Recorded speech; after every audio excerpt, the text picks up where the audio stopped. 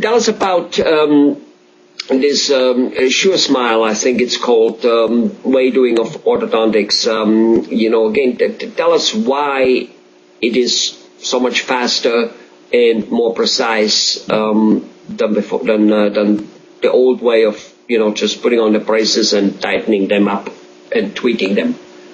When you put a wire into braces, and braces are really nothing more than the handles on the teeth, the wire straightens out to its original shape. When you have a wire that's straight across, the brackets then line up straight, and anything that is not really exactly normal, the braces are made to fit an average tooth, and very few people have exactly an average tooth. So when the wires are put in, it moves the teeth to where an average tooth would be, but then if you have a tooth that's not average, it's not going to move exactly where it's supposed to. Part of the reason that orthodontics always took 2 or 3 years was that it took at least a year to a year and a half of tweaking and fine-tuning these things of the not-so-average teeth and things that moved in directions that they weren't supposed to move. And with Suresmile, we have the ability to anticipate where everything's going to move, and our wires are bent to the point where we go directly from point A to point B. It cuts off a lot of time, not going from point A to point B to C to D to E and back to B.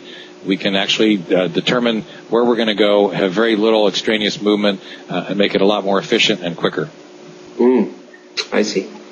So, can you summarize it? Because there was a lot of information. Can you summarize it in just a minute here of why it is better? Suresmile allows us to do virtual orthodontic treatment and using robotic technology to move teeth directly to their final position, which is quicker and more gentle to the patient. Good enough. Good enough. So that's a new technology, and not every orthodontist has that? No, that's correct. I think there's about 300 of us in the country that are Suresmile orthodontists. Wow. Wow, how many orthodontists are there, more or less? I think there's about 9,000 orthodontists. Wow, so that's a very, very small number. Yeah, we kind of think that we kind of have something a lot different than everybody else, something that at some point in the future will probably become just standard of care. Everybody will be doing it. Right now we're kind of on the cutting edge of some of the things that we're doing. And, with anything that you do on the cutting edge, you always reach some people that, don't want to say it's a good thing to do. But it's been well proven, and we've had probably I know in my practice I've treated over 1,000 cases now throughout the country. It's got to be close to 100,000 cases, if not more. Yeah. Well, you're right when you say that at the beginning people always, for some reason, fight it.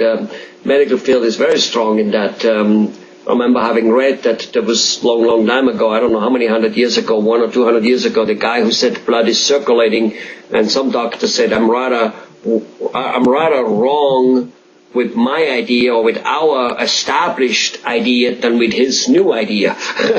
And that's true. It's kind of like the world is flat, right? Yeah.